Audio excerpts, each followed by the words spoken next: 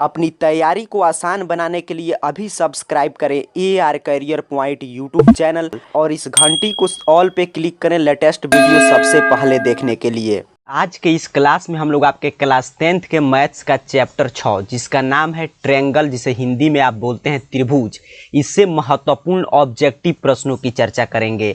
और ख़ास बात यह है कि ये सभी प्रश्न NCERT के नए पैटर्न पे लिए गए हैं और उसके साथ साथ इंग्लिश और हिंदी दोनों माध्यम में प्रश्न सेट किया गया है, तो दोनों माध्यम के छात्रों के लिए प्रश्न उपयोगी है। और हम लोग त्रिभुज के उन्हीं प्रश्नों की चर्चा करेंगे जो प्रश्न बार बार परीक्षाओं में पूछे जाते रहे। अगर इतना टाइप का प्रश्न अच्छा से आप कॉन्सेप्ट के साथ समझ लेते हैं तो त्रिभुज से इससे बाहर कोई भी ऑब्जेक्टिव प्रश्न आज तक नहीं आया है और ना ही इस साल बोर्ड परीक्षा में आएगा, क्योंकि जो भी इस साल की बोर्ड परीक्षा के लिए त्रिभुज से संभावित टाइप के प्रश्न है उन सभी का कलेक्शन आज की इस क्लास में हम लोग डिस्कस कर लेंगे। चलिए शुरुआत करते हैं त्रिभुज से। पहला प्रश्न कौन है, देखिए यहाँ पे कह रहा है कि त्रिभुज PQR में भुजा QR को बिंदु S तक इस प्रकार बढ़ाया गया कि कोण PRS बराबर 120 डिग्री और कोण QPR बराबर 63 डिग्री। तो कोण PQR क्या होगा? तो जैसे ही त्रिभुज कह रहा है तो पहले एक त्रिभुज हम बना लेते हैं ताकि अच्छा से आपको समझ में आएगा। तो यहाँ पे चलिए हमने एक त्रिभुज ले लिया, इसका नाम क्वेश्चन में दे दिया है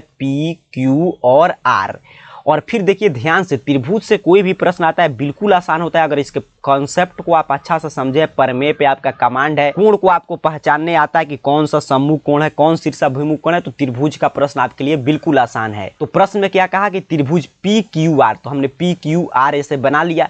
फिर कह रहा है कि भुजा QR, जो ये आपका साइड है QR, इसको S बिंदु तक बढ़ाया जाता है। तो चलिए इसको हमने ऐसे बढ़ा दिया, मान लीजिए यहाँ तक हम पहुंचे हैं S बिंदु तक। करा इस प्रकार बढ़ाया गया कि PRS, अर्थात कि जो कोण R है, जो P और S के मिलाकर बन रहा है R कोण, ये आपका हो जा रहा है 120 डिग्री।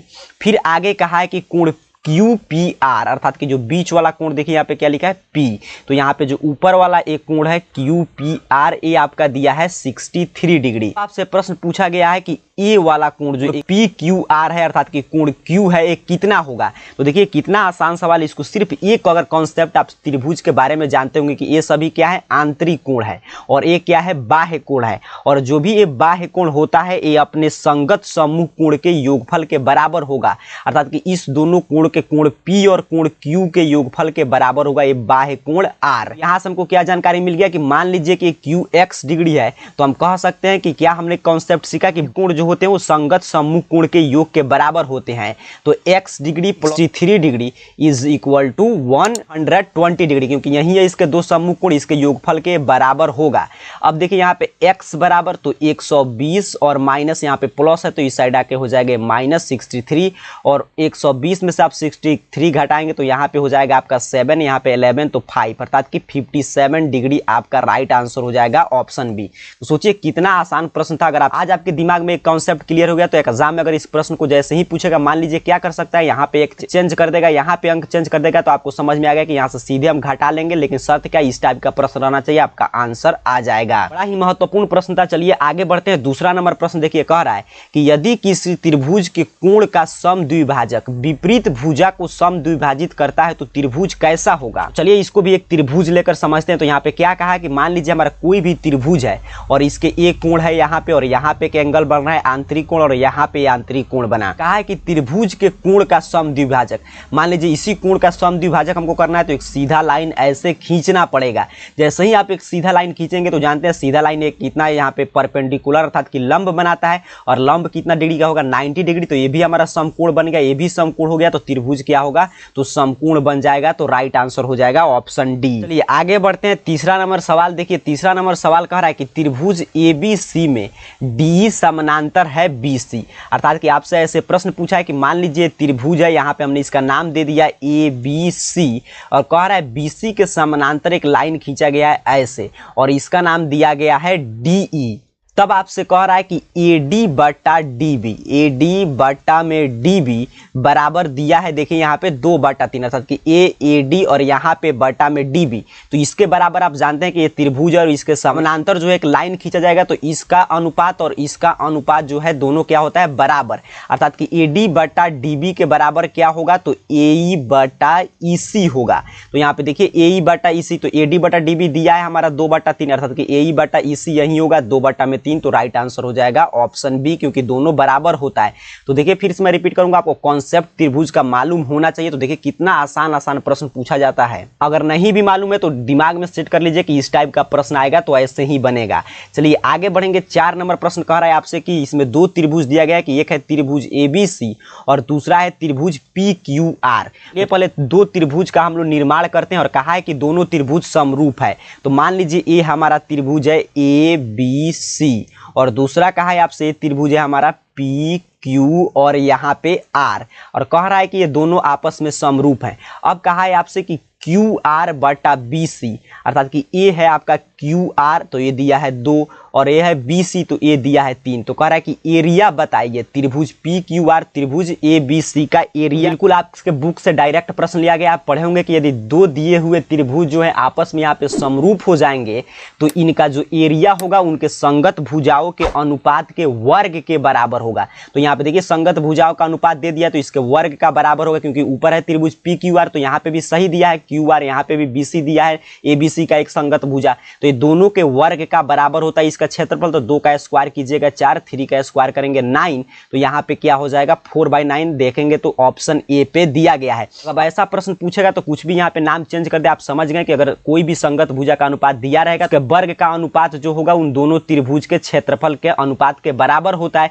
लेकिन शर्त क्या है कि दोनों त्रिभुज यहाँ पे समरूप होना चाहिए, तो आपको स्क्वायर कर देना। लेकिन ख्याल रखना है कि यहाँ पे PQR देखिए ऊपर था, तो हमने QR वाला भुजा यहाँ पे दिया था, सही था, लेकिन यही इसको पलट देता तो ये आपका आंसर पलट के क्या हो जाता 9/4। बस यही छोटी छोटी बात याद रखेंगे, कोई भी प्रश्न आपसे एग्जाम में गलत नहीं होगा। आगे बढ़ते हैं। 5 नंबर क्वेश्चन में त्रिभुज बनाने की आवश्यकता नहीं, यहाँ पे बना दिया है। कह रहा है कि in the given figure the value of x is, कि आपसे ये x का वैल्यू पूछा गया है। तो देखिए इसके आसान बिल्कुल तरीका होता है बनाने का, कि आप जानते हैं कि त्रिभुज के तीनों आंतरिक कोण का योगफल 180 डिग्री होता है। तो यहाँ पे है 60 डिग्री, यहाँ पे है 50 डिग्री, तो ये कितना होगा आपको बताना है। तो कहिएगा इसको दोनों को जोड़कर हम 180 में से घटा लेंगे, तो ये दोनों आप जोड़ेंगे जैसे ही, और आपका 50, तो ये आपका हो जाएगा 110, और 180 में से घटाइएगा तो ये आपका हो जाएगा 70 डिग्री। और जैसे ही ये कोण 70 डिग्री और ये कोण, तो यहाँ पे ध्यान से यहाँ तक के लाइन पे आप गौर कीजिएगा, तो ये देखिए ऐसे बन रहा है। तो ऐसे जब कोण बनता है तो इसको हम क्या बोलते हैं, शीर्षाभिमुख कोण। और आप पढ़े होंगे शीर्षाभिमुख कोण क्या होते हैं, बराबर होते हैं।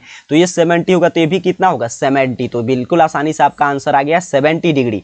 चलिए एक और तरीका होता है जो हम लोग पीछे सीखे हैं, तो उसको भी आइए समझ लेते हैं, कि अगर इस तरीका से आपको नहीं बनाने का मन करता है तो किसी भी तरीका से आप बनाइएगा, आंसर आपका उतना ही आने वाला है। तरीका हम लोग क्या सीखे थे कि देखिए ये हमारा है आंतरिक कोण, ये भी है आंतरिक कोण, और ये पूरा यहाँ से यहाँ तक बना रहा है बाह्य कोण। तो हम लोग भी पढ़े थे कि बाह्य कोण जो होगा ये दोनों संगत आंतरिक कोण के योगफल के बराबर होगा। तो ये पूरा हमारा यहाँ से यहाँ तक कोण कितना होगा, तो 60 और 50 अभी जोड़े थे, कितना हुआ था 110 डिग्री, तो इसके बराबर होगा। अब देखिए, अब ध्यान से देखना है कि 110 आ गया, तो यहाँ से ये पूरा जो इस तरह इस रेखा को आप ऐसे मैं यहाँ पे दिखा रहा हूँ, ऐसे उठा के ऐसे रेखा एक जा रहा है और ऐसे इस तरह कोण बना, और ये जो यहाँ पे आपको दिखाई दे रहा है ये क्या बना रहा है, तो ये हमारा बना रहा है रैखिक युग्म। युग्म कितने डिग्री का होता है, तो 180 डिग्री। तो ये पूरा हमारा 180 डिग्री, इतना 110 डिग्री, तो ये x सिर्फ कितना होगा, तो 110 माइनस 180 अर्थात कि कितना होगा, तो 70। किसी तरह बनाइएगा आंसर 70 ही आएगा। कैसे ऐसे प्रश्नों को आप सॉल्व कर सकते हैं। चलिए आगे बढ़ते हैं, 6ठे नंबर प्रश्न की बात करते हैं। 6ठा नंबर प्रश्न देखिए, कह रहा है कि त्रिभुज ABC तथा DEF में 2 त्रिभुज, चलिए हम यहाँ पे बनाते हैं। एक का नाम देते हैं ABC, तो इसका नाम हमने दे दिया ABC, और इसका नाम आपको देना है DEF। अब आपसे कह रहा है कि AB बटा D, यहाँ पे देखिए AB और बटा में DE, ये वाला भुजा D बराबर है BC बटा FD, अर्थात कि यहाँ पे देखिए BC और यहाँ पे ए वाला नीचे वाला नहीं दिया, यहाँ पे दिया ए FD, ये साइड वाला भुजा, ये दोनों का जो अनुपात है बराबर है। तो कह रहा है समरूप होने के लिए क्या शर्त होंगे, तो 2 भुजा का अनुपात बराबर है, तो एक कोण भी बराबर होना चाहिए। तो वही पूछा है कौन सा कोण बराबर होना चाहिए, तो यहाँ पे देखिए ये दोनों भुजा के बीच में कौन कोण बन रहा है, तो यहाँ पे बन रहा है कोण बी, और ये दोनों भुजा के बीच में कौन कोण बन रहा है, तो कोण डी बन रहा है। तो इसमें हम कहेंगे साइड एंगल साइड, तो अर्थात कि कोण बी बराबर होगा कोण डी, तब ये दोनों त्रिभुज क्या होंगे, समरूप। देखिए कहाँ पे दिया गया, तो ऑप्शन सी पे लिखा गया है कोण बी बराबर कोण डी। तो ऐसे प्रश्न को आपको इसी अंदाज में सॉल्व करना है, आसानी से आंसर आप फाइंड आउट कर सकते हैं। क्योंकि त्रिभुज देखिए मैं फिर से बोल रहा हूँ कि बिल्कुल आसान होता है, लेकिन कब, जब आप कोण को अच्छा से समझें, प्रमेय पे आपका कमांड है तब। चलिए आगे बढ़ेंगे, 7 नंबर प्रश्न की बात करते हैं। बड़ा शानदार प्रश्न है जो बहुत बार 10th क्लास में पूछा गया है। कह रहा है कि यदि दो समरूप त्रिभुजों का क्षेत्रफल का अनुपात इतना है तो उनके संगत भुजाओं का अनुपात कितना होगा। तो अभी मैंने आपको बताया कि कोई भी दो त्रिभुज दिया रहे और अगर आपस में समरूप होते हैं और तो उनके संगत भुजा के अनुपात का जो हम वर्ग करेंगे वही उनका क्षेत्रफल होता है। और फिर उल्टे पूछ रहा है कि इसका क्षेत्रफल से हमको इसका अनुपात पे पहुंचना है, तो क्या करेंगे, जब वर्ग किए थे तो उसका मूल निकाल देंगे, अर्थात कि स्क्वायर रूट निकाल देंगे। तो इसका आपको स्क्वायर रूट निकालना है, तो 100 का स्क्वायर रूट कितना होगा, 10, और 121 का स्क्वायर रूट कितना होगा, 11। तो यहाँ पे देखिए ऑप्शन डी पे दिया गया है 10:11। तो ध्यान से प्रश्न को समझना है, क्योंकि ऐसे प्रश्न खूब पूछे जाते हैं। तो इसी कॉन्सेप्ट पे आप आसानी से देखिए सॉल्व कर लेंगे और समय भी आपका 1 मिनट से भी कम इसमें खर्च होगा। चलिए आगे बढ़ते हैं, 8 नंबर प्रश्न। देखिए बड़ा शानदार प्रश्न है। कह रहा है कि त्रिभुज ABC के बिंदु D और E क्रमशः भुजाएं इतना और इतना पर इस प्रकार है कि D समानांतर है BC। चलिए एक त्रिभुज हम लोग पहले बनाते हैं। यहाँ पे क्या कहा है, त्रिभुज का नाम दिया गया है AB और यहाँ पे C, और कह रहा है BC के समानांतर है D, जो पुराने वाले फिगर में इसी तरह हम लोग बनाए थे। तो यहाँ पे है आपका D। अब आगे देखिए दिया गया है AD बटा में DB। तो AD हमारा दिया है 4 और DB कितना दिया है, तो कहिएगा सर 5, और AC दिया है 18, अर्थात कि ये पूरा हमको दिया है, देखिए पूरा दिया है आपको 18, और आपसे पूछा है कि इस वाले का मान बताइए AE का। तो जैसे ही देखिए ऑब्जेक्टिव प्रश्न, इसको दो तरीका से, इसको फिर आप AE ऐसे बनाकर इसी फार्मूला पे अगर आप बनाएंगे इसी कॉन्सेप्ट पे तो बड़ा हो जाएगा। तो ऑब्जेक्टिव है, 1 अंक का प्रश्न है तो आसानी से हम बनाते हैं। तो यहाँ पे देखिए AC यहाँ पे दिया है, तो पूरा बड़ा वाला, तो इधर भी हम लोग पूरा बड़ा वाला लेंगे, ध्यान से समझिएगा। तो इधर हम क्या लेंगे, AB, तो ऊपर हम ले लिए AB, तो इस साइड हमको कितना लेना पड़ेगा, पूरा बड़ा वाला, अर्थात कि AC। अब यहां से ध्यान से समझना है, नीचे हम क्या लिखेंगे सर, तो यहाँ पे देखिए, यहाँ पे जो पूछा है उससे डिसाइड होगा। तो क्या पूछा है आपसे, AE, तो AE के सामने वाले आप लिखेंगे, क्या लिखेंगे यहाँ पे AD, और इधर क्या लिखेंगे, तो AD के सामने कौन है, AE। और वहीं सोचिए यहाँ पे पूछा रहता क्या आपसे EC, क्या पूछता है EC, तो आप इस साइड में यहाँ पे AD की जगह पर क्या लिखते हैं, DB। बस बिल्कुल सिंपल सा कॉन्सेप्ट है, बस इसी कॉन्सेप्ट पे आपका आसानी से आंसर समझिए आ गया है। अब AB का मान कितना होगा सर, तो कहिएगा देखिए यहाँ पे 4 दिया है, 5 दिया, तो AB ये पूरा यहाँ से यहाँ तक तो जोड़ देंगे, 4 और 5 कितना हो जाएगा, 9।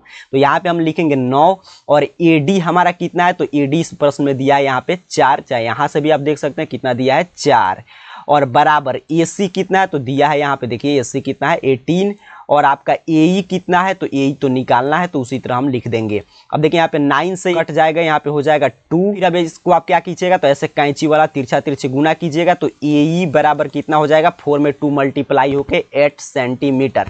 देखिएगा राइट आंसर ऑप्शन बी पे दिया गया है। तो बिल्कुल आसान प्रश्न था, ऐसे आप इसको आसानी से सॉल्व कर सकते हैं। चलिए आगे बढ़ते हैं, 9 नंबर प्रश्न की बात करते हैं। फिर कह रहा है कि दो त्रिभुज समरूप हैं और उनके भुजाएं इतने के अनुपात में, तो त्रिभुज का क्षेत्रफल क्या होगा। तो मैंने अभी आपको बताया, आपका दिमाग अगर क्लास में होगा तो इसका आंसर आप नीचे कमेंट बॉक्स में जल्दी से बताइएगा। क्या कहा है कि कोई भी दिए गए दो त्रिभुज अगर समरूप हैं, भुजाओं का अनुपात आपको दिया रहे, तो इसका क्षेत्रफल निकालने के लिए हम क्या करते हैं कि उसका स्क्वायर कर देंगे। अभी मैंने बताया, तो इसका आप स्क्वायर कर दीजिएगा तो कितना होगा, 16:81। तो यही सी राइट आंसर हो जाएगा। चलिए आगे बढ़ेंगे, 10 नंबर प्रश्न भी देखिए शानदार है। कह रहा है दो समरूप त्रिभुज के क्षेत्रफल का अनुपात इतना है कि संगत ऊंचाइयों का अनुपात कितना होगा। अर्थात कि आपसे दो त्रिभुज दिया गया, उसके क्षेत्रफल का अनुपात दिया है, कंडीशन दे दिया कि दोनों त्रिभुज आपस में क्या है, समरूप है। तो कह रहा है उनके संगत ऊंचाई का अनुपात, अर्थात कि ये जो संगत ऊंचाई है इसका अनुपात कितना होगा। किसी भी समरूप त्रिभुज के संगत ऊंचाई का अनुपात उसके संगत भुजाओं के अनुपात के बराबर होता है। आप सीखे होंगे कि किसी भी त्रिभुज के संगत अगर दो त्रिभुज समरूप दिया रहे तो उसके संगत ऊंचाई का अनुपात उनके संगत भुजाओं के अनुपात के बराबर होता है। और यहाँ पे हमको दिया है क्षेत्रफल, तो अगर हम संगत भुजा पहले निकाल लेंगे, संगत भुजा का अनुपात, तो हमको ऊंचाई का भी अनुपात समझिए मिल गया, क्योंकि बराबर होता है। तो क्षेत्रफल से अगर क्षेत्रफल 9:4 है, तो आप बताइएगा नीचे की संगत भुजा का अनुपात कितना होगा। तो अभी हम लोग बताए थे कि जब भुजा दिया रहेगा समरूप त्रिभुज का, क्षेत्रफल पे जाना है तो उसका वर्ग, क्षेत्रफल दिया रहेगा और भुजा पे आना है, संगत भुजा का अनुपात निकालना है, तो वर्गमूल। तो इसका वर्गमूल करेंगे तो 9 का हो जाएगा आपका 3:2 इसका आंसर हो जाएगा, क्योंकि इसी संगत भुजा का अनुपात जो है इसके ऊंचाई के अनुपात के बराबर होता है। अगर इस 10 टाइप के प्रश्न आप बार बार देख कर जाते हैं तो त्रिभुज से इस साल इस एग्जाम में कोई भी इस टाइप पर भले ही अंक चेंज हो जाएगा, लेकिन इसी टाइप पे प्रश्न पूछा जाएगा और आपका एक भी प्रश्न त्रिभुज से गलत नहीं होगा, क्योंकि देखा आपने कि अगर इतना कॉन्सेप्ट आपको मालूम है तो कितना आसानी से आंसर आ जा रहा है। वीडियो को लाइक जरूर कर दीजिएगा, साथ ही साथ नीचे कमेंट बॉक्स में बताइएगा कि ऐसे ही आप 15 चैप्टर तक का क्लास चाहते हैं तो आगे हम लोग क्लास कंटिन्यू करेंगे। मिलेंगे नेक्स्ट वीडियो में, तब तक के लिए आप सभी को बहुत बहुत धन्यवाद।